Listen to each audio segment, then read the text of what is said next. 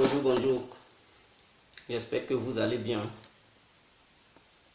J'espère que tout le monde va bien. J'espère que tout le monde va bien. Voilà. C'est la suite de la vidéo. Notre bec un peu là. J'ai dû couper pour relancer un mot. Voilà, donc, j'espère que vous allez bien. Nous allons poursuivre cette histoire du Gbagbo.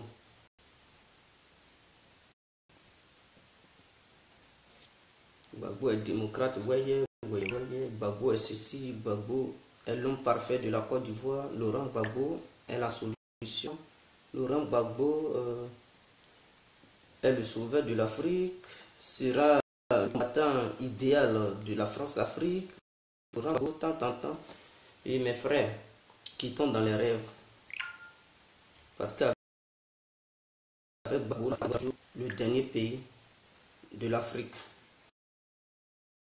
Voilà. Partagez la vidéo.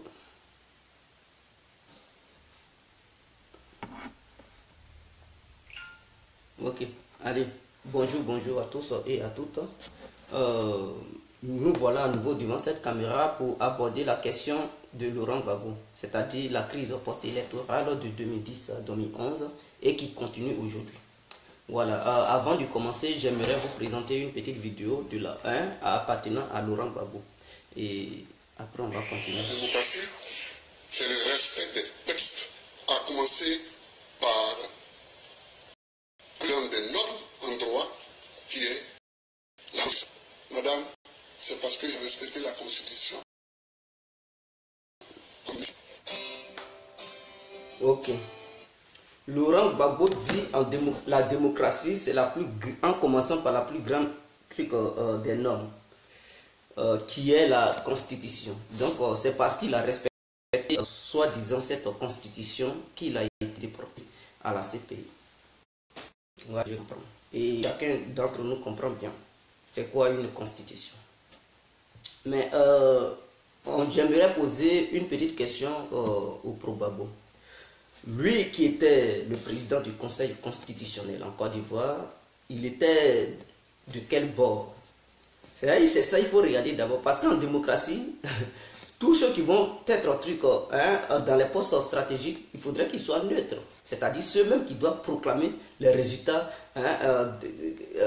d'une élection quelconque. Voilà, doivent être neutres. Mais le président du Conseil constitutionnel en Côte d'Ivoire était Paul Yaoundé, qui lui appartenait au clan de Laurent Gbagbo, c'est-à-dire l'ami intime de Laurent Gbagbo. Dès lors que ce dernier faisait partie du système du FPI, on ne pouvait plus parler de démocratie. Ça devient la dictature. Parce que quiconque est ami de quelque chose, de quelqu'un, et qui occupe un poste stratégique ne peut jamais dire à son ami qu'il a perdu. Il va tout faire pour dire à son ami qu'il a gagné. Et c'est ça qui a été le cas de Paul Yaoundé. Automatiquement, il dit Laurent Gbagbo a gagné. C'est-à-dire, ce sont des gens qui marchent dans les émotions. Ils ne prennent pas en compte ce que le reste du monde dit. Eux, ils sont dans leur logique. Gbagbo a gagné, Gbagbo ou rien, c'est fini. Sachant bel et bien que tous ceux qui étaient les habits de Laurent Gbagbo ont reconnu, ils ont dit Laurent Gbagbo, tu as perdu, il faut quitter. Mais ceux qui l'encourageaient au début, vers la fin, ils ont dit il faut démissionner, tu as perdu, quitte. Ça ne fait rien. Gbagbo, il a dit non, il ne veut pas. L'Angola le soutenait, l'Afrique du Sud le soutenait, la Guinée équatoriale le soutenait, la Gambie le soutenait. Et le Ghana était un peu neutre, mais le Ghana était avec lui. Vers la fin, ils lui ont dit, ah, président, il faut démissionner. Ça sera mieux. C'est ça aussi un grand homme démocrate. C'est-à-dire, il ne faut pas, demain, ils vont dire, grâce à toi, les Ivoiriens sont morts. Grâce à toi, ton pays a été bombardé.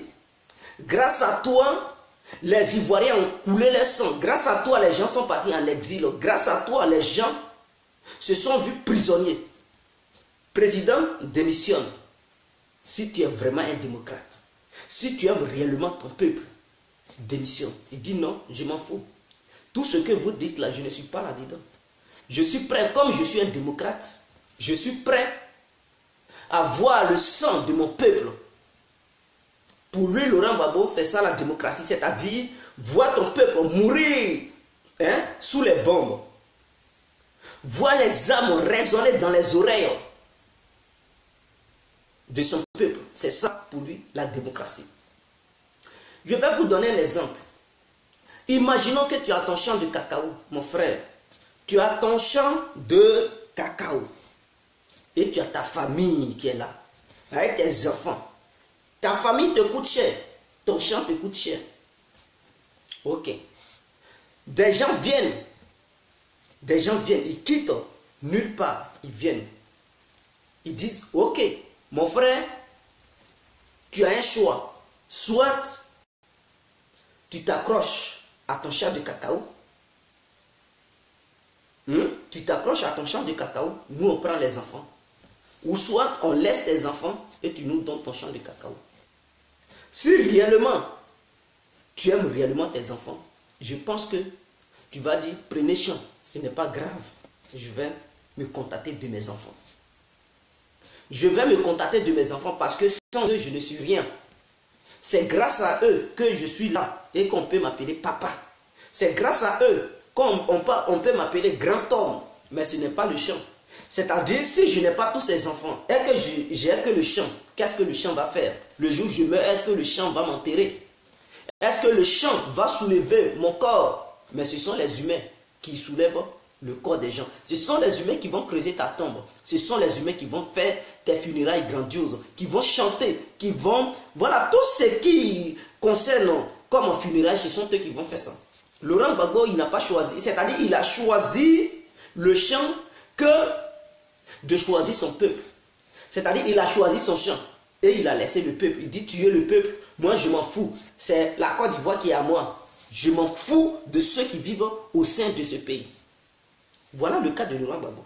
Donc, c'était clair, c'est-à-dire il choisit le champ ou il choisit les humains, ses enfants. Il a dit non, lui il choisit le champ, il s'en fout des enfants. Pour cela, il a refusé de démissionner.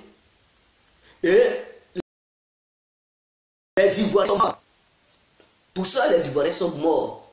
Et on veut attribuer ces maîtres à d'autres personnes, non? Parce que moi, je dirais que c'est Laurent Gbagbo qui est à la base de tout. Il est à la base de cette crise. S'il avait démissionné depuis le début, cela n'allait pas arriver ici. C'est-à-dire, tout le monde n'allait pas être en exil aujourd'hui. Les gens n'allaient pas mourir, ils n'allaient pas avoir 3000 morts, il n'allait pas avoir des prisonniers, il n'allait pas avoir les proches de Laurent Gbagbo qui meurent à petit feu de nos jours, qui ne savent plus comment faire, qui meurent, qui continuent de mourir. Ils meurent en exil, ils meurent au pays là-bas. Pourquoi? Parce que leur leader a été naïf, parce que Laurent Gbagbo n'a pas été conscient, parce que Laurent Gbagbo a préféré le pouvoir que de préférer les êtres humains. Est-ce que vous comprenez? Il a préféré le pouvoir que de préférer les êtres humains.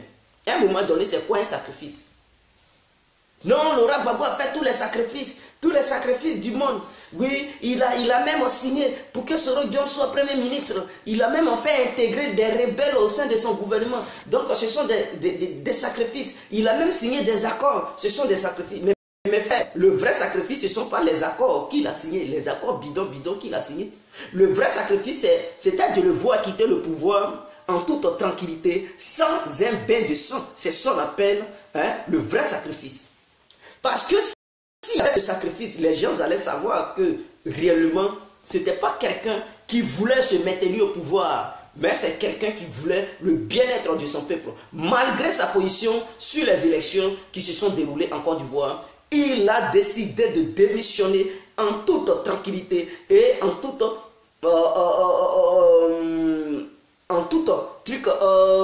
paix, en fait. Voilà, il n'a même pas résisté pour pouvoir voir son peuple verser le sang. C'est ça qu'on appelle un vrai sacrifice. Et c'est ça qu'on appelle un vrai démocrate. Je prends le cas du vieux Mugabe. Son peuple s'est révolté, mais est-ce que c'était pas tout le monde qui était d'accord pour la démission de Robert Mugabe? Il y avait une partie qui ne voulait pas Robert Mugabe. Et il y avait une partie qui voulait Robert Mugabe. Mais ce vieux, il a tant aimé son pays, il a tant aimé son peuple, il a décidé de quitter le pouvoir. Il n'a pas donné l'ordre aux militaires de mater ceux qui voulaient son départ. Il n'a pas donné l'ordre de mater ceux qui voulaient son départ. Est-ce que vous comprenez? Il n'a pas donné l'ordre. Il a démissionné. Il a démissionné. Le cas de Jacob Zuma, hier en Afrique du Sud, il a démissionné. C'est-à-dire, il n'a pas donné l'ordre. Il avait l'armée à sa disposition. Ceux qui manifestaient dans les rues, il allait dire, allez-y, tuez-moi ces indigènes, ces individus. Matez-moi tout cela. Mais Jacob Zuma a décidé de faire un discours pour dire qu'il démissionne, mais il ne connaît pas les raisons pour lesquelles il démissionne. Mais il ne veut pas voir les gens mourir à cause de lui. C'est ce qu'il a dit hier dans ses discours. Il dit qu'il ne veut pas voir son peuple mourir à cause de lui, Jacob Zuma. Donc pour ça, il démissionne. Et il a démissionné. Voilà quelqu'un qui aime son peuple. Même s'il n'aime pas les autres peuples africains, mais il adore son peuple. Donc pour ne pas que son peuple périsse, il a décidé de démissionner. Ce sont des vrais démocrates. Les Mugabe, les Jacob Zuma, c'est ceux-là qui ne veulent pas voir le bain de sang. Mais en Côte d'Ivoire, Laurent Gbagbo, il fait partie des dictateurs. Les Fonya Sengbe, et plein d'autres. Les Paul Biya. Voilà des gens qui sont accrochés au pouvoir, qui ne veulent pas, quelles que soient les manifestations du peuple, de leur peuple. Ils ne démissionneront jamais parce qu'ils aiment le pouvoir, ils n'aiment pas le peuple. Il faudrait que cela soit clair. Donc Laurent Gbagbo n'a pas voulu démissionner en 2010 parce qu'il n'aimait pas le peuple ivoirien, il aimait le pouvoir. Et pour ça, il était prêt à tout. C'est-à-dire, même tous ses amis n'ont qu'à mourir, il s'en fout. Ils n'ont qu'à... C'est-à-dire, ceux qui étaient venus, si c'était pour abattre tous les généraux, les commandants, les commissaires, je ne sais pas, les hommes politiques, les grosses têtes, le peuple, voilà, les civils, lui, Laurent Gbagbo, il n'avait rien à cirer. C'est-à-dire, tout le monde met ou tout le monde ne met pas. Lui, peu importe, il veut être président. Ils n'ont qu'à l'appeler Monsieur le Président, son Excellence, Monsieur Laurent Gbagbo. C'est ce qu'il voulait. C'est-à-dire ce nom, l'ego en lui. Donc, Laurent Gbagbo a été le malheur des Ivoiriens. Il a été le malheur de Mariam Moyamou de Aziza, bonjour. Il a été à la base du mal de la Côte d'Ivoire. Donc, que les gens arrêtent. Quand il dit la démocratie, au nom de la démocratie ne demande pas aux individus de poser des actes qui vont les actes qui vont aller à l'encontre du peuple, les actes qui vont voir le peuple verser le sang. La démocratie, ce n'est pas ça. C'est-à-dire ceux qui te soutiennent, ils sont des militants. Mais ceux qui ne te soutiennent pas, ils ne sont pas des militants. Ok, je n'en disconviens pas. Mais en tant qu'un démocrate, tu n'es pas au pouvoir seulement pour ceux qui te soutiennent. Tu es au pouvoir pour tout le monde. Et c'est ça. C'est-à-dire, les présidents africains doivent comprendre ça. Parce que eux, chez eux, quand tu ne les soutiens pas, tu es un ennemi. Quand tu les soutiens, oui, tu rentres dans leur clan, tu es un ami. Et donc, ils sont prêts à tout te donner. Non. La démocratie est quelqu'un qui aime son peuple. Il ne doit pas regarder si tu l'aimes ou pas. C'est-à-dire, tu l'aimes ou pas, c'est à lui de faire tout pour que tu puisses l'aimer. C'est à lui de réunir les conditions pour que tu puisses tomber amoureux. Une femme qui ne t'aime pas et que tu dragues à longueur de journée, mais pour que cette dernière puisse tomber amoureuse de toi, mais tu es prêt à tout. Il faut tout faire pour qu'elle puisse dire, ah, vraiment, je déteste le monsieur, mais on dirait c'est un bon homme, hein. On dirait il est bien, on dirait il est gentil. Et tout de suite, elle va ouvrir son cœur pour toi. Et c'est comme ça, votre relation va commencer. Mais si elle te déteste, et puis toi aussi tu te mets dans une posture de la détester aussi, mais il n'aura jamais un lien d'amour. Ah oui, vous ne pourrez jamais, l'autre, elle ne pourra jamais t'aimer. Parce que, elle te déteste, toi aussi, tu as décidé de la détester. Tu veux maintenant sa mort. Ce n'est pas comme ça la vie. Ce n'est pas comme ça la vie. Donc les pro-Gbagbo qui pensent que Gbagbo est une lumière du monde, Laurent Gbagbo est une pierre précieuse, intouchable. Laurent Gbagbo est la solution de la démocratie en Afrique. Et c'est par Laurent Gbagbo que l'Afrique pourra avoir sa liberté. Je dis, détrompez-vous. Laurent Gbagbo est loin d'être cette lumière que vous voulez faire croire aux gens. Voilà, Laurent Gbagbo est loin de celui-même qui va apporter la liberté en Afrique. Laurent Gbagbo est loin de là. Et un message, si vous voulez faire la politique, si vous voulez réellement libérer l'Afrique, laissez l'histoire de Laurent Gbagbo. Vous êtes jeunes, vous avez la force. Les vieux, ils sont vieux. Les vieux sont vieux. Quand on part faire l'athlétisme, ce ne sont pas des vieux on appelle là-bas, mais ce sont des jeunes. C'est-à-dire ce sont ces jeunes qui représentent leur pays. Parce que les jeunes sont frais, ils sont capables de courir vite et prendre des trophées au nom de leur pays. Quand on parle du football, le sport, ce ne sont pas les vieux qui s'en vont compétir, mais ce sont les jeunes qui s'en vont compétir pour représenter leur pays. Est-ce que vous comprenez? Est-ce que vous comprenez? Donc, si vous voulez représenter votre pays, si vous voulez sauver votre pays, si vous voulez donner l'honneur à votre pays, quittez derrière ces vieillards et créez un parti de la jeunesse. Un parti politique de la jeunesse ivoirienne. Ça ne sera plus une jeunesse du pays, une jeunesse du RDR, une jeunesse du PDCI, mais une jeunesse de tout le monde. Une jeunesse, c'est-à-dire un parti politique pour tout le monde. Que tu sois du nord, sud, de l'est, de l'ouest, au centre, ça sera un parti politique pour tous. Donc, qui veut rentrer là-dedans pour apporter son soutien au pays et sauver l'honneur de son pays, va adhérer à ce parti. Pourquoi vous êtes toujours derrière ces politiciens qui tuent la jeunesse? Dans la crise, combien de vieux qui sont morts et combien de jeunes qui sont morts? Mais je pense qu'il y a eu plus de jeunes que de vieux. Les jeunes ont perdu leur vie. Et ceux qui ont provoqué ça, aujourd'hui, ils sont là, ils sont dans des costumes. Souvent, si ce n'est pas costume bleu, ce sont les costumes blanches, les costumes rouges, et puis ils sont là. Ils font la propagande de l'habillement. Pendant ce temps, les jeunes souffrent dans les prisons. Allez-y voir dans les prisons. Combien de jeunes qui sont là-bas et combien de vieux qui sont là-bas? Mais je pense que la majorité est jeune. Et la minorité, ce sont les vieux. Combien de vieux même? Ils sont restreints. Hein? Il y a un peu de trucs de vieux là-bas. C'est la jeunesse qui paye. Au lieu de payer toujours, pourquoi ne pas prendre tes responsabilités et être au devant de la lutte? Vous comptez sur le pays, vous comptez sur le RDR, vous comptez sur le PDCI. Mes frères, ce sont des partis politiques qui ne pourront jamais apporter le bien-être social du peuple ivoirien.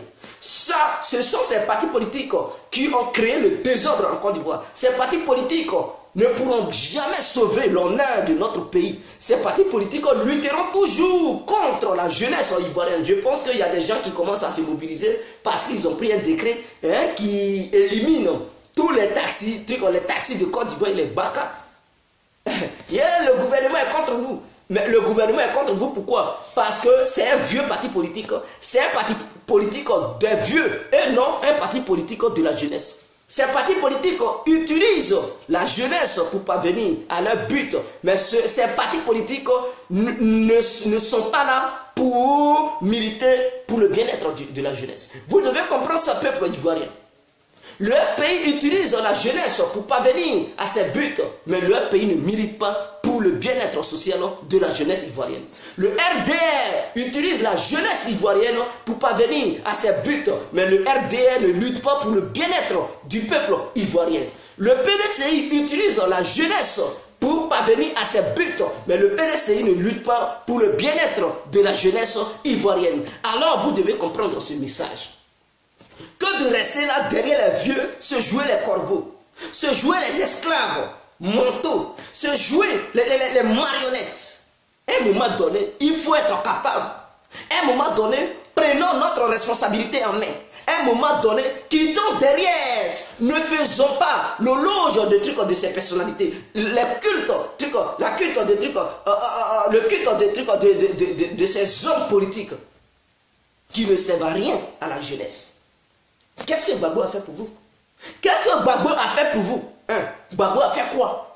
Il a fait quoi à la jeunesse ivoirienne? Si ce n'est pas pour tuer la jeunesse. Qu'est-ce que Ouattara a fait pour la jeunesse ivoirienne? Si ce n'est pas pour les mettre en prison, les tuer. Qu'est-ce que Bédi a fait pour la jeunesse ivoirienne? Si ce n'est pas pour boire le vin rouge et fumer le cigare. Qu'est-ce qu'ils ont fait? Qu'est-ce que Gueye a fait pour la jeunesse ivoirienne? Si ce n'est pas pour chanter, ou bien créer PC crise, faire la chasse aux agboros, les loubas. Qu'est-ce qu'ils ont fait? Rien.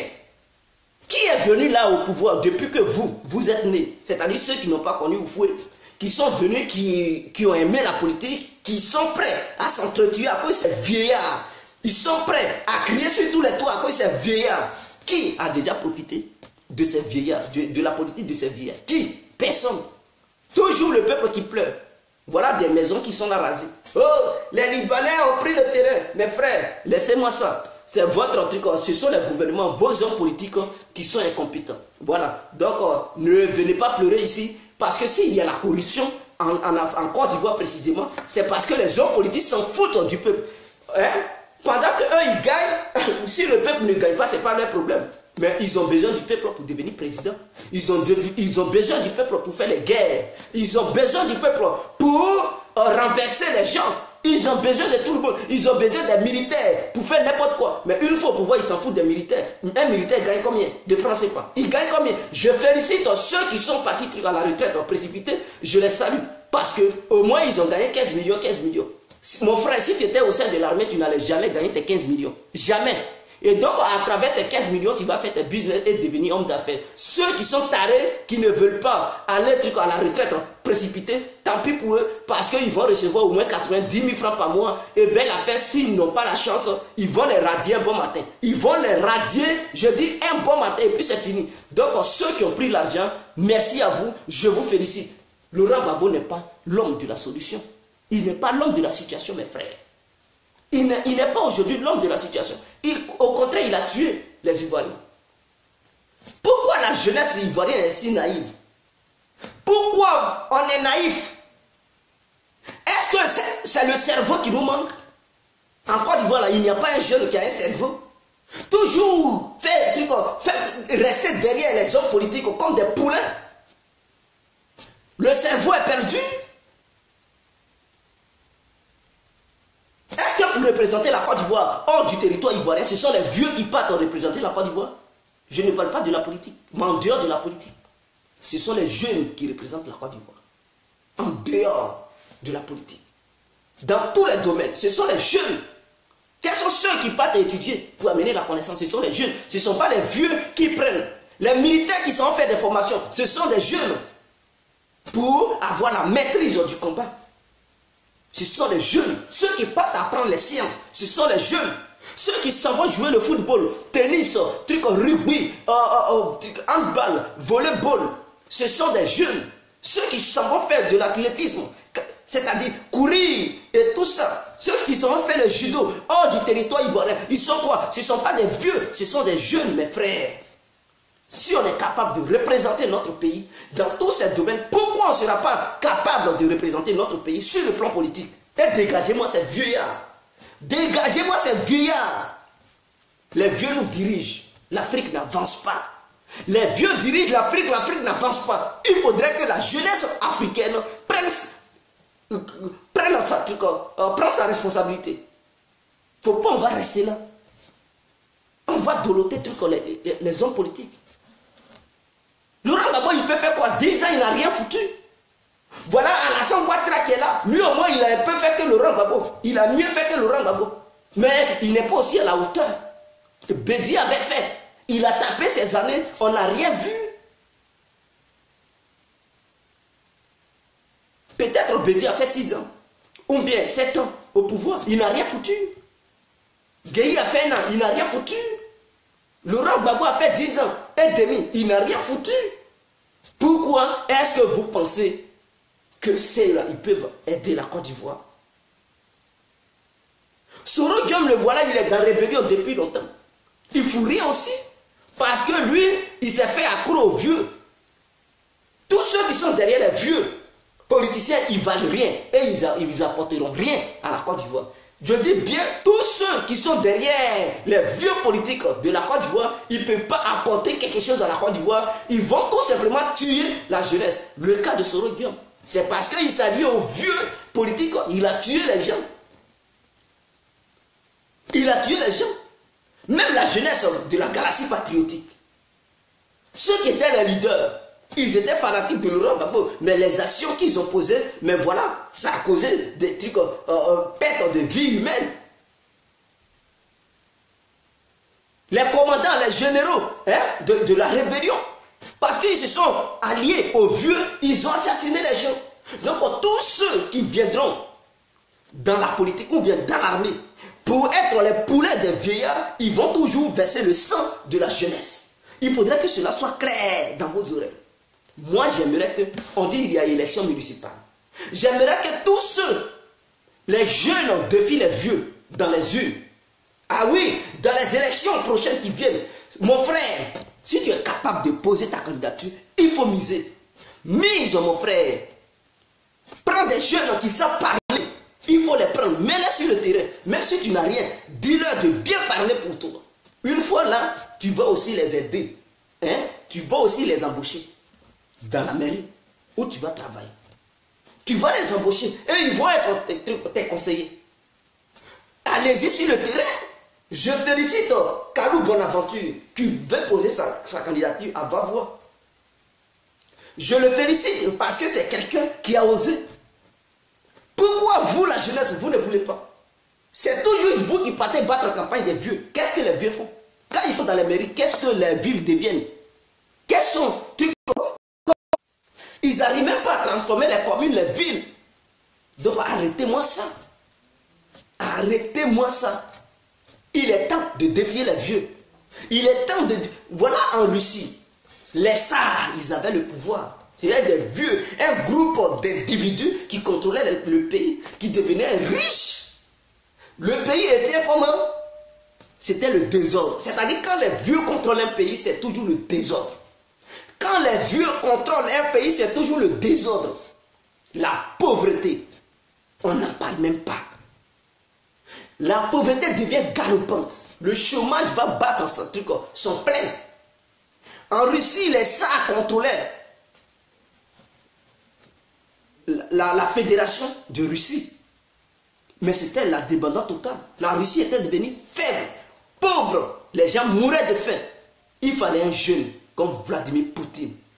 Il fallait un jeune comme Vladimir Poutine pour redresser ce pays. Aujourd'hui, que le monde entier a commencé à avoir peur de cette nation. Parce qu'il y a eu un jeune qui connaît la situation des jeunes. Les vieux, ils s'en foutent des jeunes. Eux, quand leurs enfants vivent bien, leurs cousins, cousines et leurs amis, c'est fini. Ils n'ont rien à cirer, ils n'ont rien à cirer avec la jeunesse. Ils s'en foutent de la jeunesse. Ils s'en foutent de la... Prenez le cas de la Corée du Nord. Le dirigeant qui est là, quand ses parents étaient là, la faim allait les tuer. Parce que ses parents, ils étaient vieux quand ils gouvernaient. La faim allait les tuer. Les gens sont morts de faim en Corée du Nord. Je pense qu'il y a eu 5 millions de personnes qui sont mortes de faim parce que les vieux ne savent rien gérer, ils ne savent pas gérer le pouvoir. Ils ont que les grands discours, prononcer les discours pour berner les consciences du peuple. Mais ils ne connaissent pas comment gérer un pays parce qu'ils gèrent ça de façon archaïque. Et ça ne arrange pas les jeunes. C'est-à-dire le goût du vieux, c'est pas ça qui est ton goût, toi, le jeune. Parce que toi, tu es dans le présent. Tu as un esprit frais. Toi, tu as une vision large. Le vieux, il a un esprit d'avant. C'est-à-dire, quand il est là, il raisonne. Le passé, c'est le passé. Et il raisonne de façon archaïque, de façon ancienne en fait. Il raisonne de façon ancienne. Donc ça n'arrange pas la jeunesse. Mais la Corée du Nord, les gens mouraient de faim. Mais quand le petit Kim Jong-un, il est venu, mais malgré les pressions du monde entier, malgré les embargos du monde entier, il ne met pas de faim. Il gère le pays parce que lui, il est jeune. Et il sait comment gérer le pays. Il est jeune, il sait comment gérer le pays. Et le pays s'en sort. Les gens ont compris. En France, ça n'allait pas. Prenez Sarkozy. C'était la merde. Les vieux, ils ont une chose dans la tête, les guerres. Prenez Sarkozy. Il a passé tout son temps à faire les guerres. François Hollande, un vieillard, c'est les guerres. Créer le désordre. Laisser le peuple mourir de faim. Voilà Macron qui vient. Aujourd'hui, il est là, il part dans tous les sens, c'est-à-dire il part en Afrique, il fait des voyages, tout ça pour son peuple. Il est prêt même à piller d'autres pays pour le bien-être de son peuple. Et il est prêt parce qu'il est jeune. Et il ne veut pas voir ses amis jeunes mourir de faim. Et il fait des manœuvres. Nous en Afrique, on plaît, oh Macron, mais oui, lui il lutte pour sa jeunesse. Il n'a rien à cirer. Mais les Sarkozy, eux, ils luttaient pour leur ventre. Ils ne luttaient pas pour la jeunesse française. Donc ils déclaraient la guerre, ils faisaient n'importe quoi. Pour avoir, la preuve en est qu'ils ont reçu des manettes de la part de Kadhafi. Mais l'argent, ils n'ont pas mis ça à la disposition du peuple français. Eux-mêmes, ils ont pris ça. Jacques Chirac, des vieux, ils ont reçu 1 million d'euros de la part de notre nation, la Côte d'Ivoire. C'est-à-dire 1 milliard de francs CFA, juste pour battre campagne. Mais ils n'ont pas battu campagne. Ils ont pris ce argent pour mettre ça dans leur poche. Donc, ce sont des gens qui ne luttent pas pour le peuple. Prenons une décision. Prenons une décision. Mon frère, Ouattara Alassane, il n'est pas ton père, il n'est pas ta mère. Il n'est pas ton cousin. Il n'est pas aussi non plus ta cousine. Tu es né un. Tu vas mourir un. Tu souffres seul. Ils vont t'enterrer seul. Ta mère a souffert pour toi. Tu vis seul. Si c'est la prison que tu dois faire, tu vas aller en prison seul. Tu ne vas pas aller en prison à Alassane Ouattara. Mon frère, ma soeur, si c'est possible de mobiliser, ou bien tu as des connaissances, si tu connais des gens qui ont une brillante vision pour la politique et relever ton pays. Si tu sais que Ouattara, souvent, il prend des décisions qui ne t'arrangent pas. Si tu sais que dans le passé, Laurent Gbagbo a fait une politique qui ne t'a pas arrangé. Si tu sais que dans le passé, Guy Robert avait fait une politique qui ne t'avait pas arrangé. Bédier avait fait une politique qui ne t'avait pas arrangé. Mais quoi? Toi, tu fais quoi? Tu n'es pas mort. Tu n'es pas aussi morte. Réveille-toi. Gbagbo n'est pas votre père, il n'est pas votre mère, il n'est pas votre oncle, il n'est pas votre cousine, il n'est pas aussi votre cousin. Il n'est pas votre neveu, il n'est pas votre nièce. Si tu sais que dans le passé, Gbagbo a fait des erreurs qui ont conduit au chaos de la Côte d'Ivoire, pourquoi ne pas réparer ces erreurs? Est-ce que encore ce même Gbagbo est capable de réparer ces erreurs? Non. Toi qui as vu les erreurs, tu es le mieux placé pour corriger ces erreurs. Car lui-même qui est dans l'affaire, il ne voit pas. C'est-à-dire quand toi-même tu es dans le délit, tu ne sais pas que tu es dans un délit. Mais c'est ceux qui sont à côté qui voient. Toi qui as vu les erreurs et tu as la rage, pourquoi ne pas te mobiliser et créer un mouvement ou un parti? Pourquoi ne pas prendre d'autres Ivoiriens? Pourquoi ne pas aller convaincre la jeunesse pour dire l'avenir appartient à la jeunesse? L'avenir n'appartient pas aux vieux. Les vieux ont déjà fait pour eux. Tu te bats pourquoi, mon frère? Tu es jeune, mais tu te bats pour tes enfants. Les vieux, ils ont échoué. Ils ont échoué leur bataille, raison pour laquelle nous, la jeunesse, on souffre. Maintenant, si nous, on échoue, nos enfants vont souffrir. Si nos enfants aussi, ils échouent, leurs enfants vont souffrir. Voilà, c'est la chaîne alimentaire. Eux, ils ont échoué. Les vieux politiciens qui sont là, ils ont échoué. Leur politique a été un échec. Raison pour laquelle la jeunesse d'aujourd'hui souffre. Maintenant, si nous, jeunesse, on ne veut pas se lever pour batailler, militer pour le bien-être de nos enfants, si on fait encore un échec, nos enfants vont souffrir. Eux aussi, s'ils font un échec, leurs enfants vont souffrir. Leurs enfants qui vont faire un truc, si eux aussi, ils vont faire un échec, leurs enfants ils vont aussi souffrir. Et c'est ça. Pourquoi l'Afrique, on n'évolue pas? Parce que l'Africain, la jeunesse africaine, aime confier son avenir aux vieux qui ont déjà échoué. Et puis eux, au moment où ils vont se rendre compte, ils deviennent aussi vieux. Et maintenant, ils ont encore une ancienne pensée. Au moment où ils doivent militer, c'est un échec encore. Leurs enfants, et échec en échec. On va d'échec en échec. Mes frères, au moment où tu es frère, c'est le moment de te battre. Pourquoi laisser l'échec t'envahir? Pourquoi nous laissons l'échec nous envahir? Je pense que il est temps.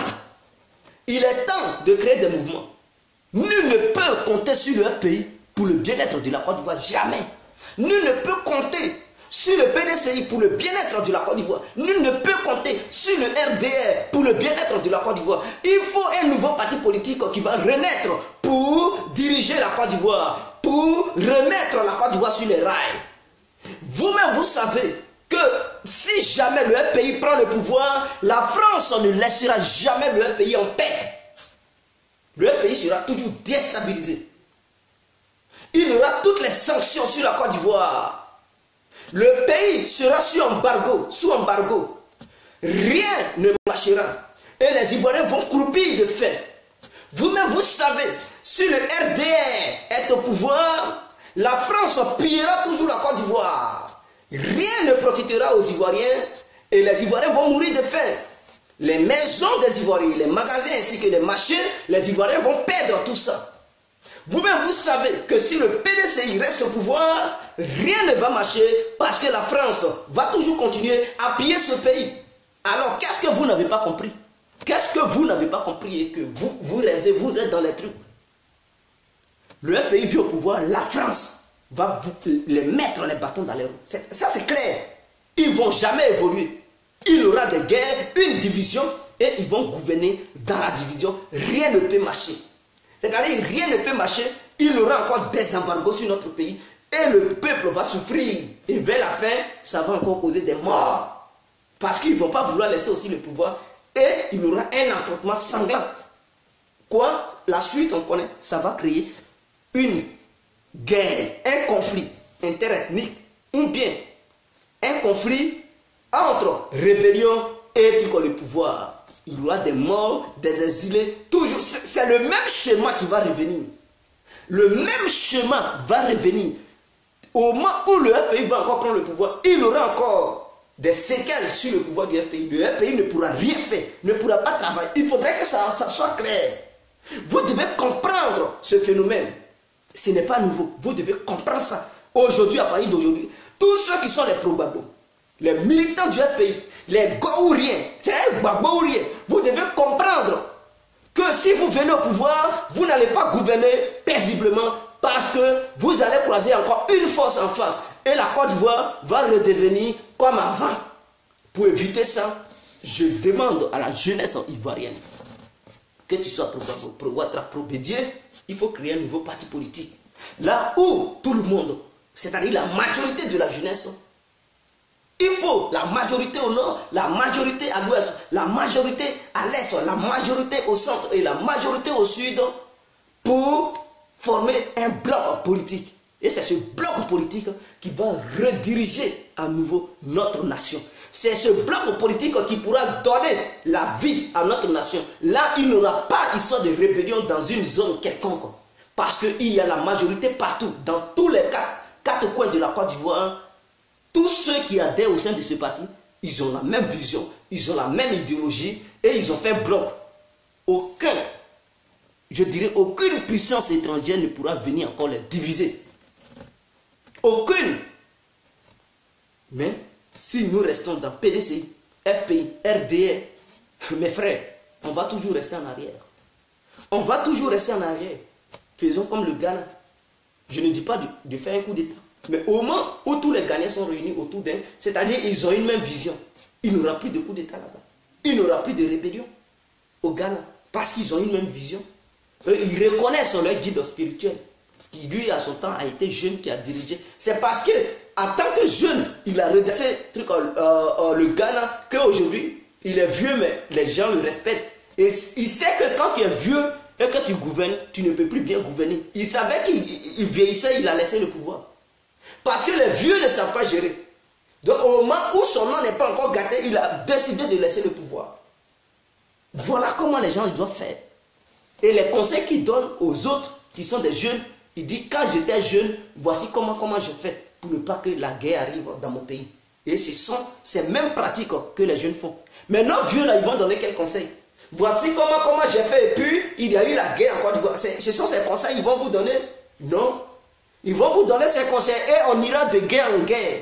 C'est-à-dire les vieux de la Côte d'Ivoire, ils sont pas intelligents. C'est des gens, ils sont naïfs dans leur tête. Donc si on veut compter sur eux, on ira de guerre en guerre. Parce que c'est eux qui nous ont dirigés pendant longtemps. Il y a eu toujours des guerres en Côte d'Ivoire.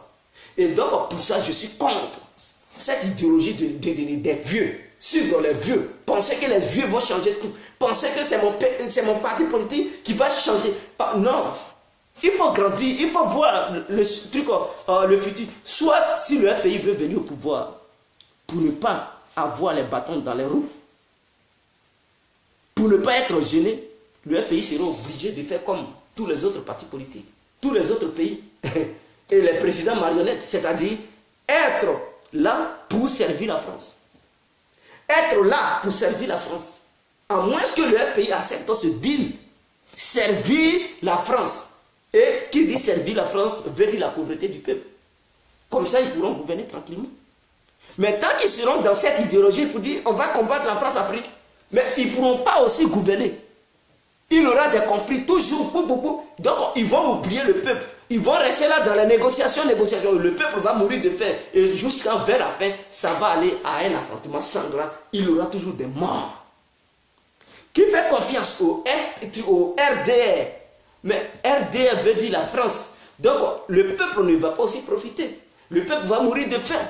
Eh bien, le cas, voilà en Côte d'Ivoire. Ils vont construire, ils vont rendre le pays beau, mais le peuple va toujours souffrir. Oh, chacun de vous veut un petit boulot pour être bien à l'aise. Mais tant que ça sera le RDR, mais la Côte d'Ivoire appartiendra toujours à la France. Donc, résultat, souffrance du peuple.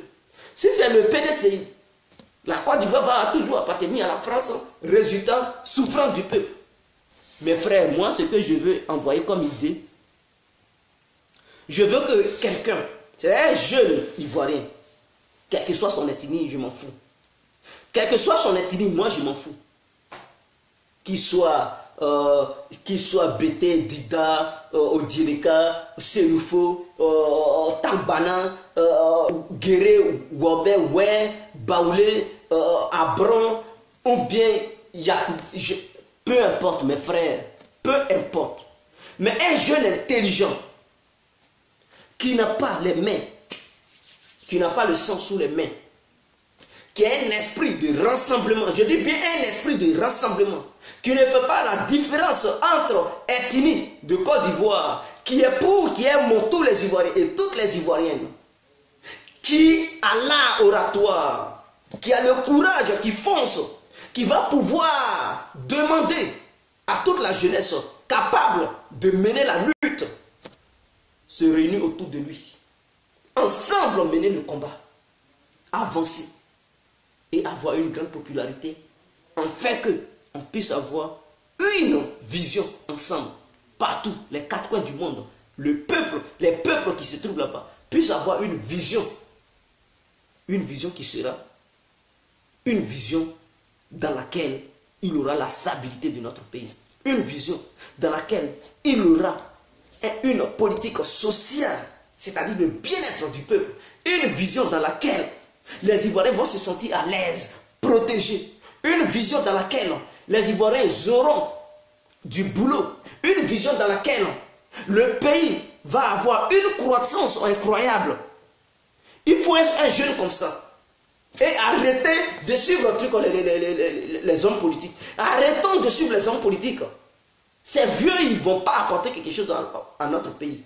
Vous qui me regardez, vous qui allez regarder cette vidéo, si tu es capable de changer quelque chose dans ton pays, mon frère, quitte derrière les vieux. Quitte derrière les vieux et commence à militer pour aller vers tes amis, vers le peuple ivoirien. Tous ceux que tu connais, tous ceux que tu ne connais pas, il faut les croiser. Il faut recruter des gens. Je vais vous raconter l'histoire de Lénine en Russie. Lénine était un réfugié politique qui vivait en Suisse. Quand vous attendez Saint-Pétersbourg, c'est Leningrad, qui est entre l'Allemagne et la Suède. Il y a un petit pays, une île qui se trouve là. qui appartient à la Russie. C'est un territoire russe. C'est là-bas que Poutine vient. Lui, à qui ils ont donné le nom de cette ville, il s'appelait Lénine. Il a été le premier révolutionnaire de la Russie. Voilà quelqu'un qui avait créé son groupe. Parce qu'avant, c'était les tsars russes qui contrôlaient le pays en Russie. Les tsars russes, le peuple était martyrisé. Ça n'allait pas, la famine allait les tuer. Et ils avaient une seule vision, c'est-à-dire tous les Russes, ils aimaient les tsars. Ils aimaient les tsars. C'est-à-dire parler mal des tsars russes est égal à la mort. Eux tous, ils avaient adopté cette vision. Lénine, il a dit non, lui, il n'est pas d'accord. Il n'est pas d'accord. Et l'Europe parlait de la démocratie. L'Europe, dans tous les pays européens, les gens parlaient de la démocratie. Lénine s'est révolté, il dit qu'il est contre l'esprit démocrate. Parce que l'esprit démocrate fait périr son peuple. L'esprit démocrate fait que le peuple ne gagne rien. Le peuple est toujours mourant. Le peuple périt. Et tous les biens partent ailleurs. Et Lénine a décidé de faire la révolution. Il a commencé à militer. Il n'avait même pas de partisans d'ailleurs. Lénine n'avait pas de partisans. Quand il était en Russie, il a commencé à croiser ses amis pour les convaincre. Beaucoup refusaient, ils ne voulaient même pas l'écouter. Il a réussi à convaincre d'autres. Et beaucoup ont compris que ce qu'il dit là, c'est vrai. Hein?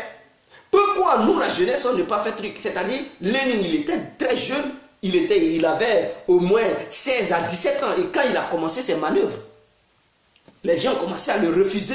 Non, non, il ne voulait même pas, il ne voulait pas. Quand l'autorité russe, les tsars, ils ont appris qu'il y a un jeune qui commence à convaincre ses amis jeunes pour pouvoir faire une révolution populaire, alors ils ont voulu l'attraper. Pour le foutre, ils l'ont attrapé d'abord, ils l'ont mis en prison. Ils l'ont mis en prison, je pense que 6 mois. Quand ils l'ont libéré, ils voulaient encore faire, ils voulaient l'attraper, il a fui pour aller en Sibérie, Russie, au nord de la Russie, c'est-à-dire entre la Chine et la Russie. Il allait se réfugier là-bas pour se cacher. Il se cachait dans une ferme. Il était là-bas, il était là-bas.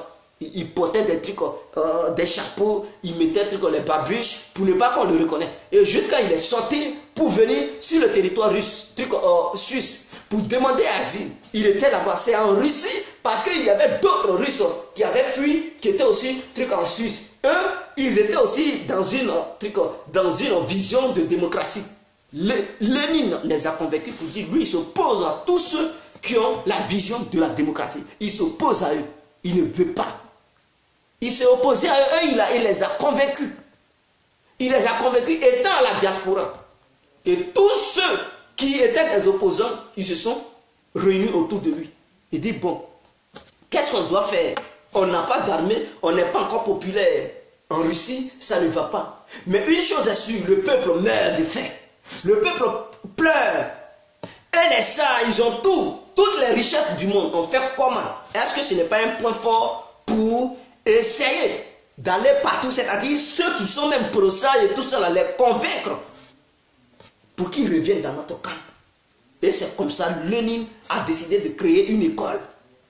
Il a créé une école en Suisse, c'est-à-dire un bâtiment, lui dans son salon. Voilà, il a pris une maison et la maison avait un grand salon. Il a décidé de donner des cours de stratégie, de révolution. Donc tous ses amis venaient là, et il préparait, il leur donnait. Quand il finit de travailler, bien sûr, ils passent chez lui et ils étudient ensemble. Ils ont fait 2 mois d'études. Comment faire? Comment devenir des agents secrets? Pour infiltrer, c'est-à-dire ceux qu'il a appris, il les enseignait, ils sont répartis en Russie. Mais c'était des gens pour recruter, convaincre des gens, le peuple. Donc ils étaient devenus des agents secrets. Des agents secrets. Or, l'Europe n'avait pas cette technologie. L'Amérique n'avait pas encore le domaine du renseignement et tout ça. Mais Lénine avait déjà fait ça en Russie. Tout ça pour renverser les tsars. Donc, ceux qui l'envoyaient sur le terrain, eux, ils partaient pour recruter les gens, les convaincre. Et ils avaient tapé plusieurs pages pour donner ça au peuple russe. Voici notre vision. Voici. Et quand beaucoup lisaient, ils étaient convaincus. Ils ont dit, ah, mais c'est qui? Il a dit non, notre leader, il n'est pas ici, mais il est prêt à rentrer pour la révolution. Beaucoup étaient convaincus. De bouche à l'oreille, ils se sont révoltés. Ils ont dit, ah, il y a eu la première révolution en Russie, mais ça a été un échec de la part de Lénine. Donc l'autorité ne voulait pas qu'il rentre là-bas. Lénine, de la Suisse, il est venu en Allemagne. Et de l'Allemagne, il a manipulé le gouvernement allemand de l'aider. Ah oui, mais c'est ça, un grand homme politique. Il a dit au gouvernement allemand de l'aider. En ce temps, le gouvernement allemand a dit, ok, on va t'aider. Il a dit, bon, si vous m'aidez, je vais tout donner. Je vais vous donner tout. Étant convaincus, ils ont dit, bon, on va aider Lénine. Ils ont pris des millions pour comment financer Lénine, ses projets de déstabilisation de la Russie. Et ils l'ont mis dans un wagon qu'ils ont condamné. Donc le wagon qui partait en Russie, ils ont fait croire que la portière était bloquée, que c'est pas bon. Or, Lénine était à l'intérieur. Et ils ont tout fait pour le ramener sur le territoire russe. Avec les moyens, Lénine a pu convaincre le peuple. Et voici une révolution. Waouh! Un bon matin, en complicité avec le gouvernement allemand. Donc, ils ont renversé le pouvoir des Tsars en Russie. Quand Lénine a pris le pouvoir, alors, il a dit, lui, ce qu'il avait promis aux Allemands, il n'est plus là-dedans. Ah oui, il a dit, il n'est plus là-dedans, qu'il ne peut pas vendre son pays pour le bien-être des Occidentaux et des Allemands. Et que lui, comment le socialisme sera international, mondial. Et que même les Allemands, lui, il va les imposer le socialisme. Parce que là-bas, c'était la démocratie. Il a dit, le socialisme, il va imposer ça aux Allemands. Voilà les Allemands qui ont aidé quelqu'un vers la fin, ils se retournent contre eux. Ils sont dans un pétrin.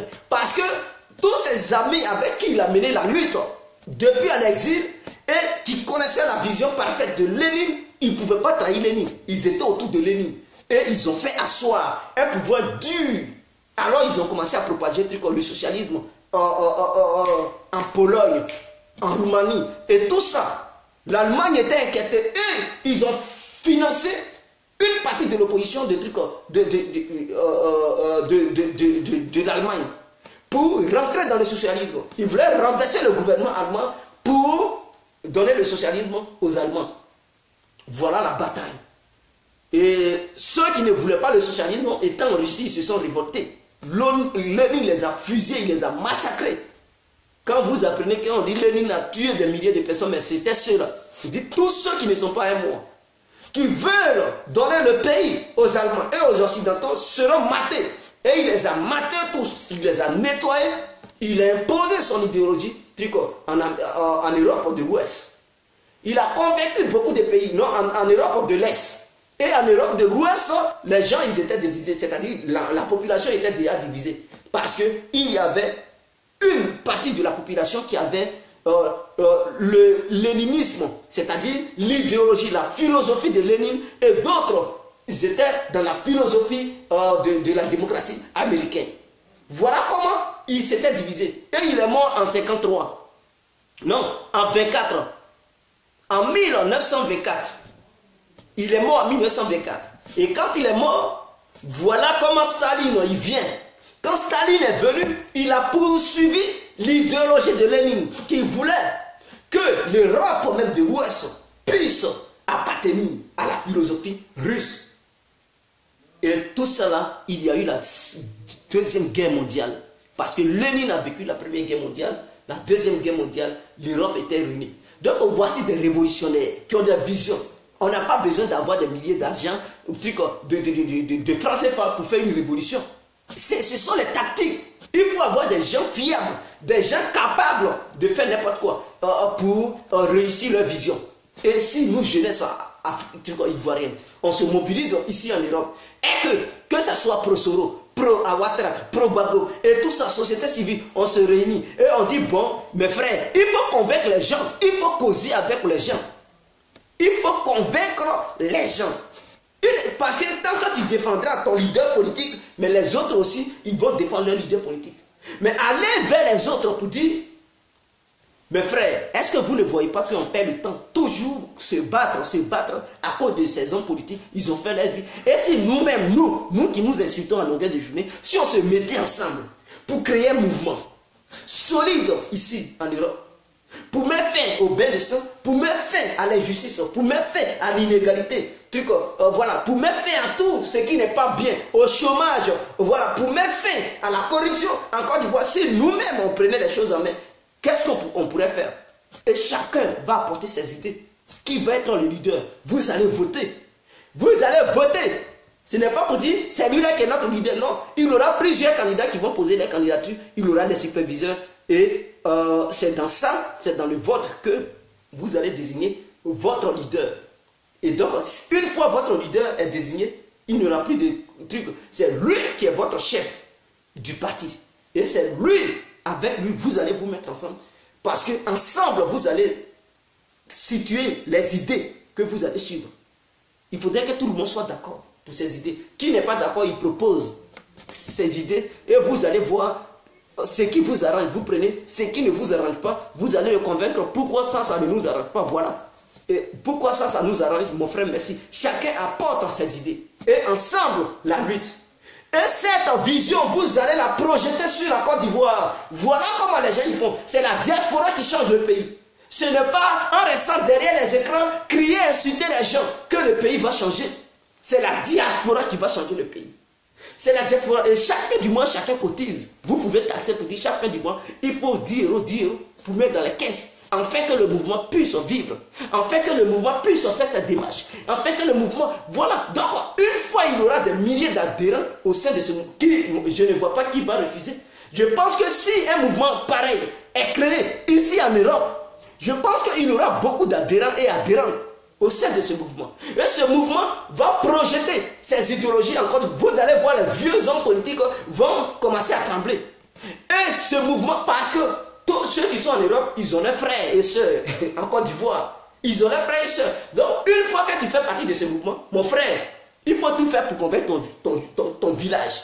Ah oui, voilà une mission que vous devez donner à chacun de vous qui va adhérer au sein de ce mouvement. Quand il faut tout faire pour convaincre ton village.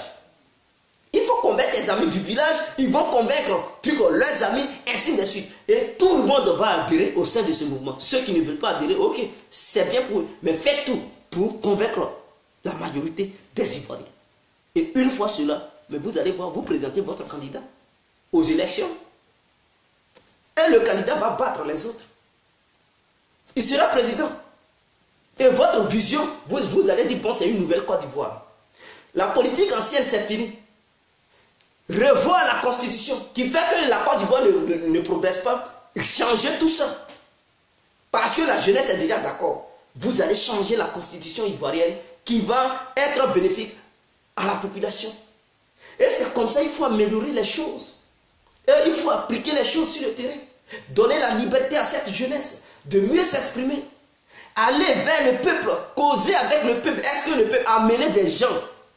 Le gouvernement va déléguer des gens pour aller auprès du peuple et écouter le peuple. Quelles sont les préoccupations du peuple? Chacun s'exprime et il y aura des notes. Pour prendre des notes, qu'est-ce que, voilà, telle région a besoin de quoi? Pourquoi? Pour ne pas provoquer une révolution populaire, pour ne pas mettre encore en difficulté votre gouvernement. Donc, vous devez partir vers le peuple, causer avec le peuple. Qu'est-ce qui ne va pas? Qu'est-ce qui va? Et vous recensez. Afin que le gouvernement puisse prendre des dispositions pour venir en aide à ce peuple. Ou bien trouver les solutions de ces problèmes que le peuple a.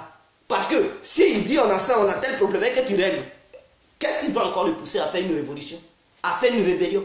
Il n'aura plus rien. Rien ne va les pousser. Donc il faut aller vers le peuple. Je pense que voilà la meilleure des solutions. Que de rester derrière les hommes politiques, crier à longueur de journée. Vous pouvez vous battre pour les hommes politiques en faisant la diplomatie dans les coulisses, mais vous devez avoir votre parti politique. Parti politique. Pour le bien-être de la Côte d'Ivoire. Pourquoi on ne peut pas le faire? On peut bien le faire. Laissons les vieillards. Laissons les vieillards. Et moi, ma vidéo que je fais, si beaucoup sont d'accord, si beaucoup ont cette vision que moi, mais il est temps de mettre en exercice cette vision.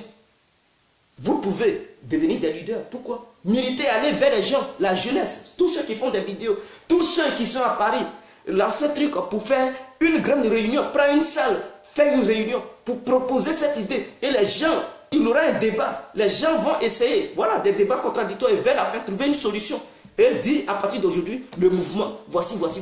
Vous partez à l'ambassade de la Côte d'Ivoire signer pour que le mouvement soit reconnu en Côte d'Ivoire. Et tout le monde va faire campagne sur les réseaux sociaux. Il y aura des représentants en Côte d'Ivoire qui vont faire campagne sur le terrain et dégager tous ces partis politiques afin que la Côte d'Ivoire rentre en paix. Parce que tant qu'on sera dans RD, PDCI, FPI, il y aura toujours des guerres. Parce qu'ils ne vont jamais s'entendre. Ils ne vont jamais s'entendre. Et ça va amener des conflits. Lui, il prend le pouvoir, il va mettre les autres en prison. L'autre prend le pouvoir, c'est la haine. Il va mettre les autres en prison. L'autre va prendre le pouvoir, c'est la même chose. Et nous allons rester dans une Côte d'Ivoire pareille. Mes frères, il est temps de changer les données. Et c'est la jeunesse qui peut changer ces données. Et moi, ça, c'est ma philosophie, c'est ma vision. Et je pense que beaucoup d'entre vous me font confiance. Beaucoup d'entre vous ont aussi les mêmes visions pareilles que moi. Pourquoi ne pas changer les données, mes frères? Mais vous-même, vous dénigrez à longueur de journée. Tu es vraiment qu'on va réviser ton cours du son. On se dénigre, mais je fais cette vidéo, c'est pour faire un appel. Parce qu'à un moment, toute chose a une fin. Toutes choses ont une fin plutôt. Les choses ont une fin. Donc, à un moment donné, il faut mettre un peu d'eau dans le vin. Beaucoup n'ont pas encore compris. Parce qu'ils ont grandi dans cette idéologie. Que non, à part le vieux, eux, ils ne sont rien. C'est-à-dire, voilà des gens qui pensent que sans le grand frère, ils ne sont rien dans la société. Non. Sans leur papa, ils ne sont rien. Mes frères, quand tu nais, tu as été élève. Tu ne vas pas rester élève durant toute ta vie. Tu pars au CPA, tu ne vas pas être bébé durant toute ta vie. Est-ce que vous comprenez? Donc, quand tu nais, c'est pour évoluer. La jeunesse, on n'est plus bébé. La jeunesse doit grandir. La jeunesse doit évoluer. Pourquoi nous refusons d'évoluer? Pourquoi nous, la jeunesse ivoirienne, on refuse d'évoluer? On peut réussir à relever notre pays. On peut réussir à rebattre la Côte d'Ivoire. On peut réussir à mener la paix en Côte d'Ivoire. Et ça, c'est ma logique. Tous ceux qui vont m'insulter, insulter. Mais peut-être un jour, vous allez comprendre que ce que moi, je suis en train de dire, c'est la vérité. Merci, c'était l'incontournable, bien été compris. Vive la Côte d'Ivoire, vive tous les Africains, vive les Ivoiriens et les Ivoiriennes. Ciao.